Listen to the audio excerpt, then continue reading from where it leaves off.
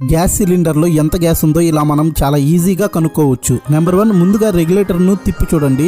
ఎందుకంటే cylinder full గా ఉన్నప్పుడు ఇది టైట్ గా తిరుగుతుంది. గ్యాస్ సగం కంటే తక్కువ ఉన్నప్పుడు ఈజీగా తిరిగిపోతుంది. నెంబర్ 2, నెక్స్ట్ సిలిండర్ ని ఇలా ఎత్తి వెయిట్ చూడండి. గ్యాస్ అయిపోయే కొద్దీ సిలిండర్ వెయిట్ తగ్గుతూ వస్తుంది.